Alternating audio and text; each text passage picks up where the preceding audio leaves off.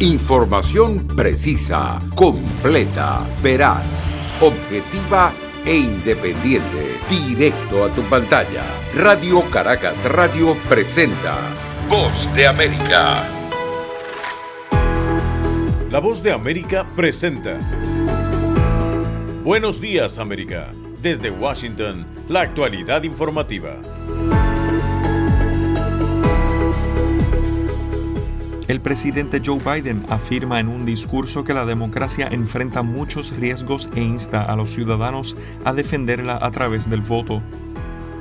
Una corte en Florida pospone su decisión sobre nombrar un rector especial en caso de los documentos del expresidente Donald Trump. Y en Argentina hay conmoción luego del atentado contra la vicepresidenta Cristina Fernández de Kirchner. Hoy es viernes 2 de septiembre de 2022. Soy John Burnett y junto a Yoconda Tapia les damos la más cordial bienvenida. Aquí comienza nuestra emisión de Buenos Días América.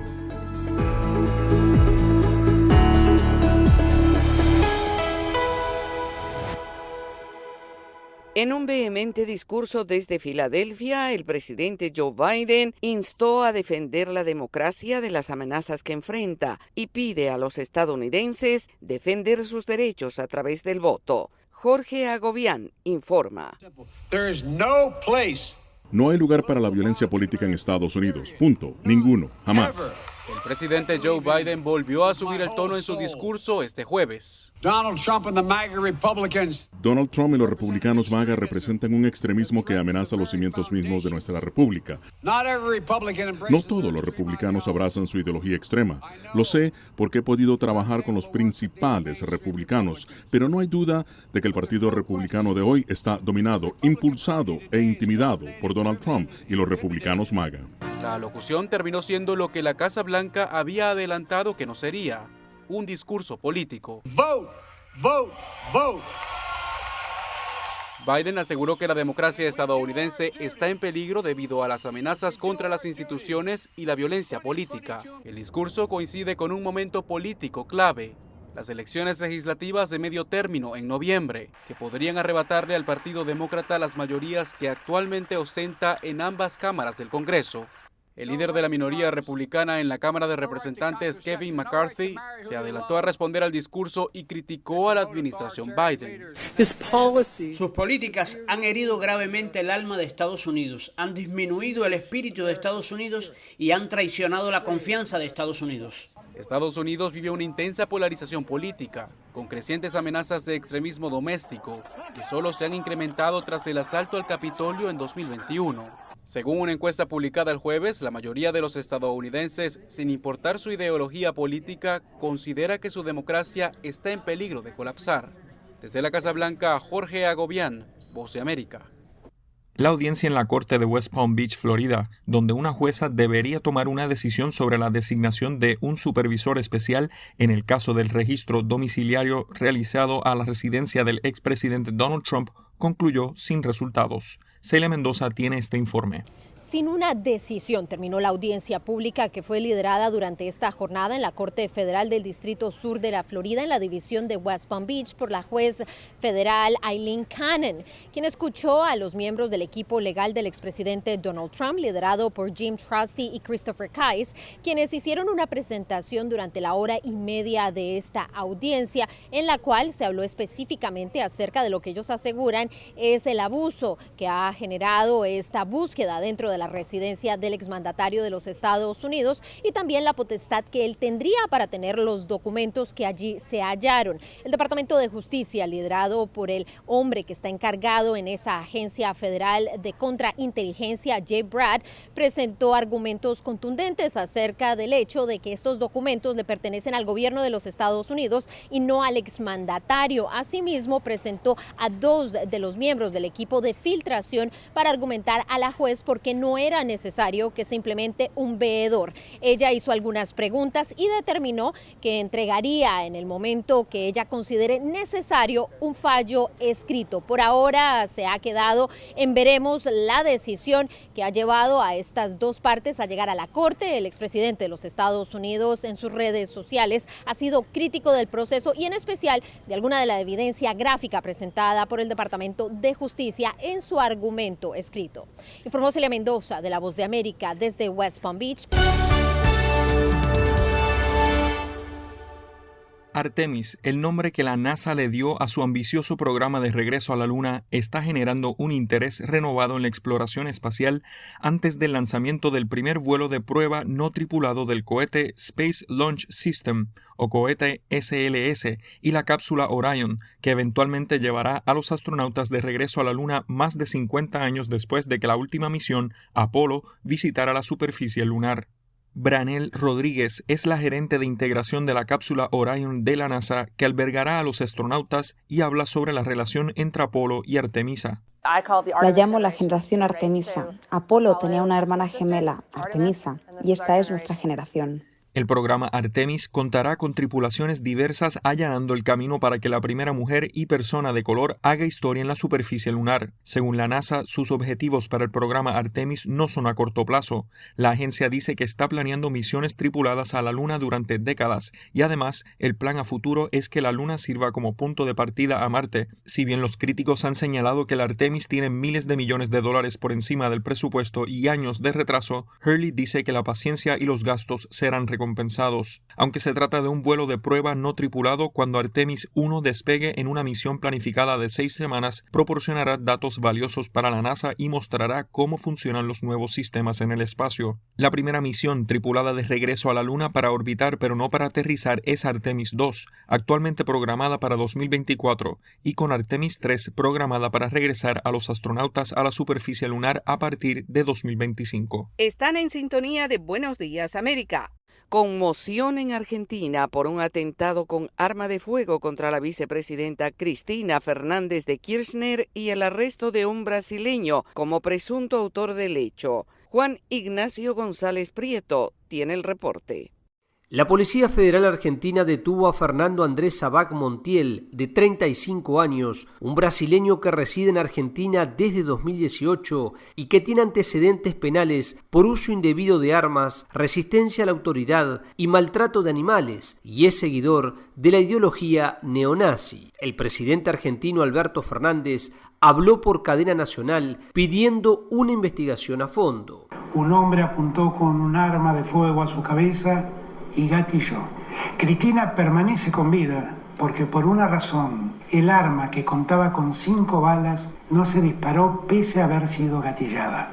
Este atentado merece el más enérgico repudio de... Desde el Congreso Nacional, el oficialismo y la oposición repudiaron el ataque y solicitaron que debe cesar la tensión política y la violencia social de las últimas semanas, remarcó el senador del Partido Peronista, José Mayans. Instamos a todos a trabajar por la paz social en la República Argentina. Recién hemos tenido también la visita de los senadores de la oposición que vinieron a expresar también su solidaridad. Valoramos ese hecho. Hoy se decretó feriado nacional y habrá movilizaciones sociales, políticas, estudiantiles y sindicales hacia la Plaza de Mayo para respaldar a la vicepresidenta, señaló el secretario general de la bancaria y miembro de la Confederación General del Trabajo, Sergio Palazzo. Con un cese de actividades urgente y con una gran movilización en repudio a la violencia política ejercida sobre la vicepresidenta de la Nación. La jueza federal María Eugenia Capuchetti indagará al detenido esta mañana, mientras la policía realiza allanamientos y procedimientos para determinar si fue un ataque planificado. Juan Ignacio González Prieto, Buenos Aires. Y cambiamos de rumbo informativo. El equipo técnico del Organismo Internacional de Energía Atómica determinó que la integridad de la planta nuclear de Zaporizhia ha sido violada. Judith Martín Rodríguez tiene los detalles. Los vecinos de los alrededores de la central nuclear de Zaporilla, en Ucrania, respiran aliviados luego de la llegada del grupo de expertos del Organismo Internacional de Energía Atómica a esas instalaciones. Tras una primera revisión y luego de comprobar que la integridad física de la planta fue violada por la ocupación de las fuerzas de Vladimir Putin, el organismo de las Naciones Unidas consiguió un importante logro. 2 miembros inspectores de la misión se establecerán en la central de forma permanente. Rafael Grossi, el director general del organismo, ofreció más detalles. Estamos finalizando nuestra esperada visita a la planta de energía nuclear de Zaporilla. Acabo de terminar el primer recorrido por las áreas clave que queríamos ver en este primer acercamiento a toda la instalación. Por supuesto, hay mucho más por hacer. Mi equipo se queda y, lo que es más importante, estamos estableciendo una presencia continua de la OIEA aquí. En medio de los continuos combates que se registran en las inmediaciones de la central y de los que Ucrania y Rusia se acusan mutuamente, el organismo trata de evitar un accidente como la catástrofe de Chernóbil. Además, en esta ocasión y en función de la dirección de los vientos, las consecuencias podrían sentirse en zonas colindantes de la Unión Europea e incluso hasta en Alemania. En tanto, dada la delicada situación actual y con el objetivo de paliar cualquier posible daño en un futuro incierto, la administración Zelensky lleva a cabo simulacros entre la población. Judith Martín Rodríguez, Voz de América. Comenzamos nuestro recorrido por Latinoamérica y sus noticias. Activistas de derechos humanos insisten en la necesidad de un mayor financiamiento de planes humanitarios y visibilizar la crisis en Venezuela ante el riesgo de quedar en el olvido de la comunidad internacional. Carolina Alcalde tiene los detalles. Actores humanitarios coinciden en que la emergencia humanitaria compleja que atraviesa Venezuela está lejos de cesar y precisan que millones de personas siguen presentando necesidades humanitarias. La Oficina de Naciones Unidas para la Coordinación de Asuntos Humanitarios, OCHA, anunció el mes pasado que el Plan de Respuesta Humanitaria para Venezuela en el periodo 2022-2023 requiere $795 millones para proporcionar asistencia a 5.200.000 personas vulnerables en Venezuela a través de 145 proyectos. Pero para activistas como Catherine Martínez, directora de Prepara Familia, una organización que brinda asistencia a niños, niñas y adolescentes hospitalizados o con patologías crónicas, no es suficiente e insiste en la urgencia de que el Estado ofrezca cifras oficiales. Por supuesto que se ha dado respuesta a través de la arquitectura humanitaria, pero necesitamos que esa respuesta sea mayor. Para nosotros, desde nuestra realidad, lo primero que necesitamos es información, boletines epidemiológicos, informes de mortalidad materna, los boletines de mortalidad infantil. O sea, necesitamos que terminemos con esta opacidad que el Estado ha mantenido, porque no podemos hacer una planificación en nuestro trabajo. Javier Manrique, coordinador humanitario de Convite, una organización que se dedica a velar por los derechos fundamentales de adultos mayores, afirma que aunque se han registrado avances, se requieren más esfuerzos. Este financiamiento no se mueve, no circula, no llega. El derecho a la asistencia, a la protección y a la seguridad en este momento de las personas mayores venezolanas no está siendo cubierto como parte de los derechos inherentes del ser humano. El presidente Nicolás Maduro reconoció el año pasado que Venezuela enfrenta una crisis humanitaria, pero lo atribuye a las sanciones impuestas por la comunidad internacional, a pesar de que las denuncias sobre la crisis comenzaron años antes de las medidas. Carolina Alcalde, Voz de América, Caracas. Y esta es otra noticia que destacamos. Miles de venezolanos suben su información personal a la plataforma digital habilitada por el gobierno de Ecuador para su registro y regularización. Giselle Jacome tiene los detalles. Desde el 1 de septiembre de 2022, Ecuador abrió la oportunidad de registro para ciudadanos venezolanos que han llegado al país por zonas fronterizas hasta el mes de junio de este año. Se habla de al menos 500.000 de migrantes y las autoridades quieren tener conocimiento de su ubicación y a qué se dedican.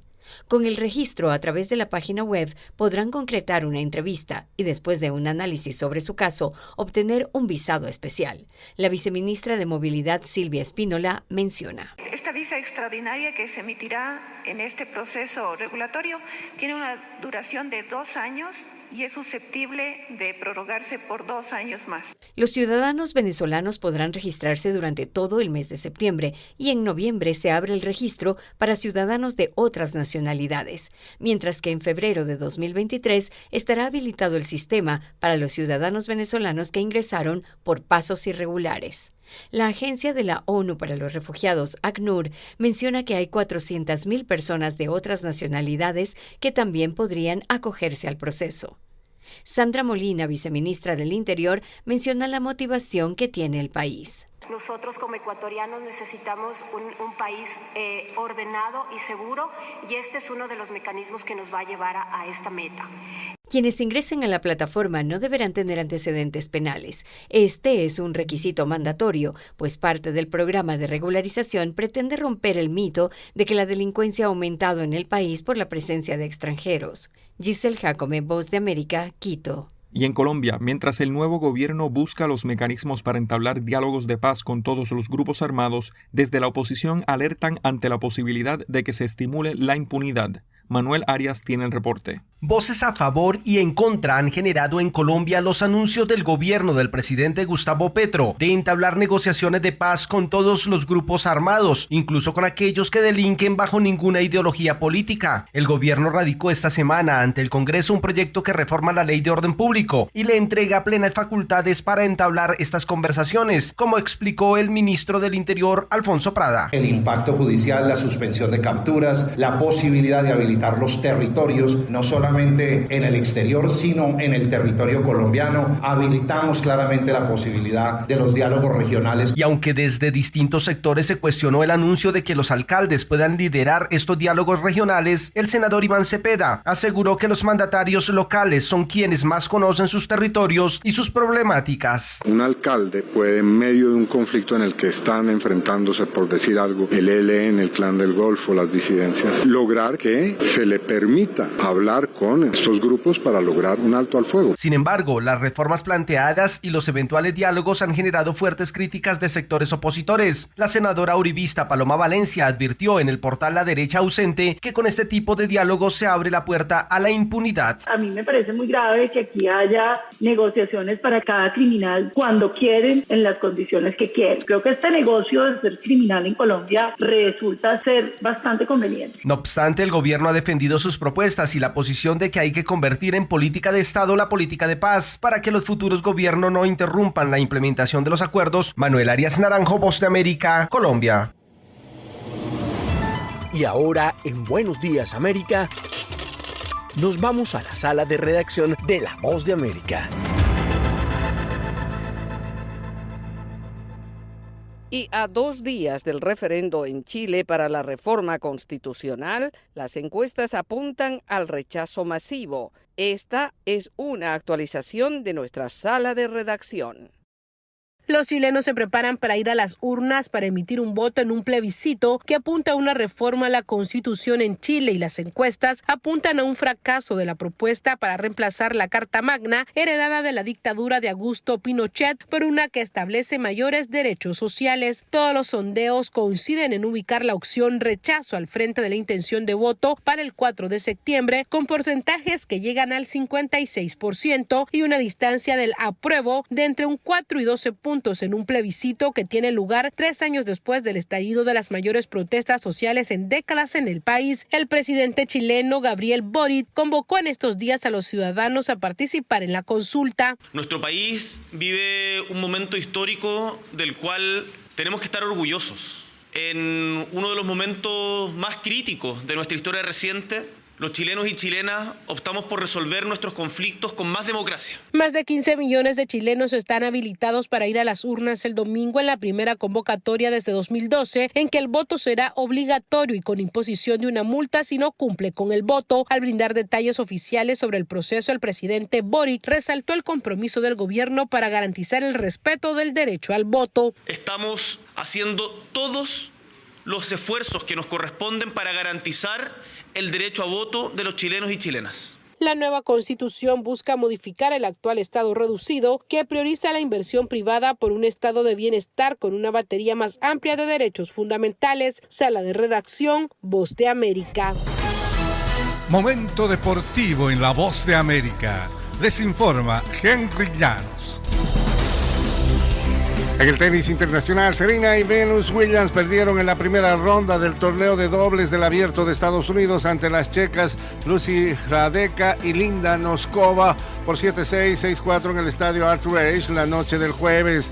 El Ace nunca había sido escenario de un duelo de dobles en la primera ronda en ambas ramas, de noche o de día, hasta este protagonizado por las hermanas estadounidenses. Cuentan con 14 títulos de Grand Slam como equipo en su carrera, pero fue la primera vez que compitieron juntas desde el Abierto de Francia de 2018. Fue la cuarta vez que pierden a las primeras de cambio en dobles en un slam. El previo revés fue en el Abierto de Francia de 2013. Como es usual cuando juegan juntas, intercambiaron saludos con los puños y palmas, charlaron entre los puntos, sonrieron al conversar desde sus asientos en los cambios de lado. Cuando el partido finalizó, las hermanas se abrazaron, recibieron una fuerte ovación al retirarse de la pista. Y los peloteros de grandes ligas o de las ligas menores están acostumbrados a largos viajes en autobús, la mala paga, la poca seguridad en el trabajo. Tradicionalmente pensaron que estas adversidades no son sino el costo de perseguir un sueño en el béisbol. Algunas de esas cosas están a punto de cambiar, pues jugadores de los Tarpons de Tampa, una filial de los Yankees de Nueva York en la clase A, han hablado individualmente sobre los esfuerzos por sindicalizar a los deportistas de las ligas menores y la idea está ganando apoyo. La Asociación de Peloteros de Grandes Ligas dio el paso de enviar tarjetas de autorización sindical a comienzos de esta semana, lo que allanó el camino para que miles de jugadores más se unan a esta organización. Henry Llanos, Voz de América, Washington.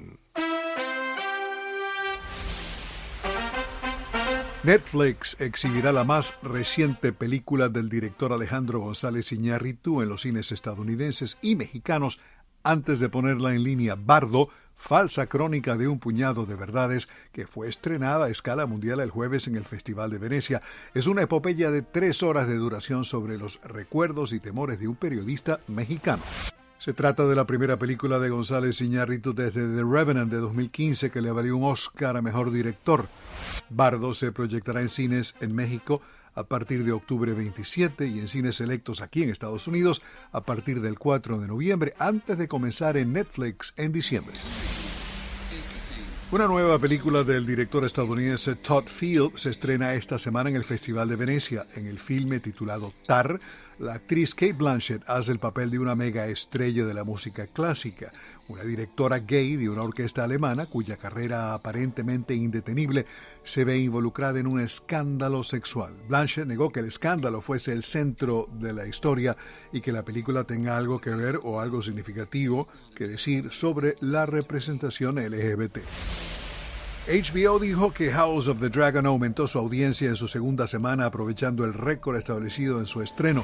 El episodio 2 de la precuela de Game of Thrones, titulado The Rogue Prince, acumuló 10.200.000 espectadores a escala nacional en HBO Max, un aumento del 2% respecto al estreno de la serie. La audiencia del estreno ahora se acerca a 25 millones de espectadores en Estados Unidos luego de una semana de disponibilidad. 10 millones de espectadores vieron el debut de House of the Dragon el 21 de agosto. House of the Dragon está ambientada 2 siglos antes de Game of Thrones. Y del mundo del cine, el Festival de Venecia y el streaming por HBO Max, Netflix y otros servicios, pasamos ahora a la música.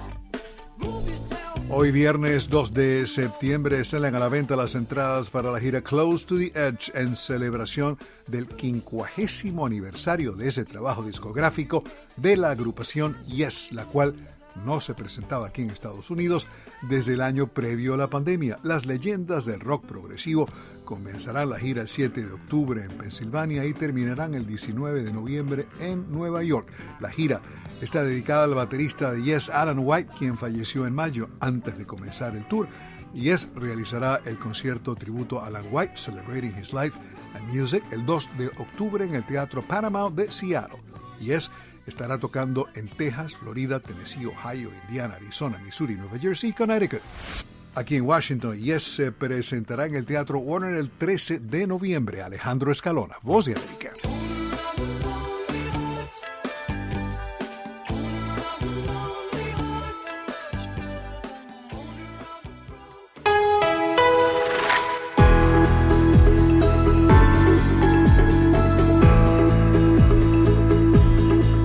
Y hasta aquí, Buenos Días América.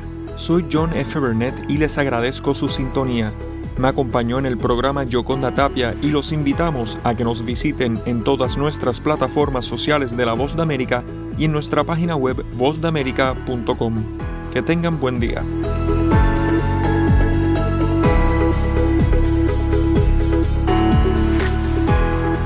Información precisa, completa, veraz, objetiva e independiente. Directo a tu pantalla.